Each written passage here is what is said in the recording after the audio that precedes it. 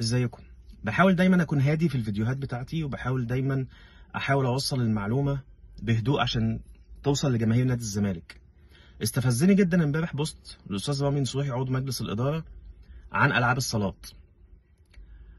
الواضح من البوست ده ان الاستاذ رامي نصوحي اساسا ما يعرفش تاريخ نادي الزمالك في العاب الصالات، وما يعرفش قد ايه احنا ملوك الصالات.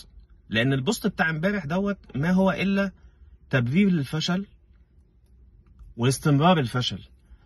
فلو احنا هنتكلم بلغة الارقام عشان الناس تفهم ويبقى الامور واضحة، عشان ما حدش يطلع. اولا انا مش مع اي نوع من انواع مجالس الادارات. انا مع الزمالك، انا مش مع المستشار مرتضى منصور ولا مع كابتن حسين لبيب. انا مع نادي الزمالك، انا بوصلتي الزمالك بس. فالتصنيفات والتفضيلات واللي هيطلع يقول لك اصله بيدافع اصله بيهاجم، لا خالص. اللي ليه عقل يفهم اللي انا هقوله. الزمالك في عهد كابتن حسين لبيب شارك في 38 بطولة جماعية، خد منهم 5. طيب ايه ال5 بطولات اللي احنا خدناهم في مع عهد كابتن حسين لبيب من ال 38 بطولة؟ 2 بطولة طايرة سيدات اللي عمل الفريق المجلس السابق، المجلس الحالي ما عملش فيه اي حاجة. ده يمكن ده الفريق الوحيد اللي هو ما لمسوش. بطولة في كرة الطايرة، البطولة العربية لكرة الطايرة رجال، تمام.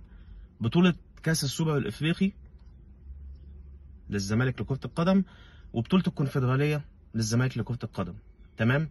5 بطولات من اصل 38 بطولة الزمالك شارك فيهم كلاعبة جماعية في عهد استاذ رامي نصوحي وكابتن حسين لبيب ومجلس الادارة الموقر.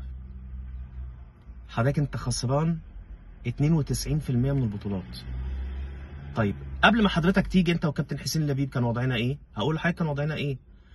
ال3 اللي انا هطلعهم لك دول على الشاشة، اللي هو جوار ويوسفاني ورضا هيكل، لوحديهم واخدين 4 بطولات. جه استاذ احمد مرتضى منصور اللي لا يفقه شيء عن العاب الصالات وعمره ما لبس شورت، قال لك الالعاب ديت تجيب 2 جامدين محترفين تدفع لهم فلوس يخشوا يخلصوا في الماتشات النهائيه.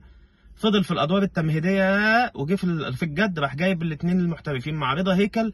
خدت 2 دوري و2 كاس من الاهلي وخسرت البطوله العربيه. فريق السيدات بتاع الطايره المجلس السابق اللي عامله. السله خدت كاس السله. انت كده كده بتبني فريق سله بقالك فتره طويله، وهو فريق السله ده محتاج شغل كبير، فده مش هقدر الومك عليه.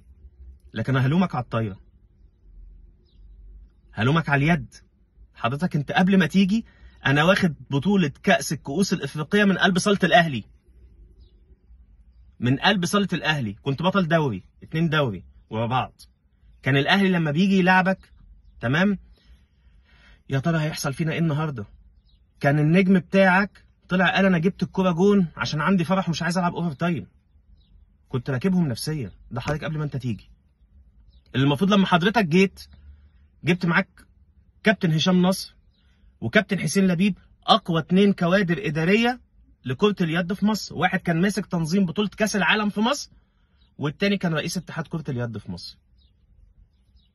فحضرتك احنا فشلنا في عهدكم، احنا مستوانا بقى متدني في عهدكم. هو ده الواقع بالارقام يا استاذ رامي نصوحي. فحضرتك لو ما تعرفش تاريخ نادي الزمالك اصلا في العاب الصالات ايه، يا ريت تذاكره قبل ما تطلع ترمي كلام وبوست انت مش عارف معناه ايه اصلا، او تسكت زي ما انتوا ساكتين وخلينا احنا في خيبتنا. وطبعا الناس هتطلع بقى تهاجم وتقول اصل وفصل وبتاع. لا خالص، حضرتك راجع الارقام وانت تعرف احنا كنا فين وبقينا فين. انتوا استلمتوها ازاي وعملتوا فيها ايه. حسبي الله ونعم الوكيل.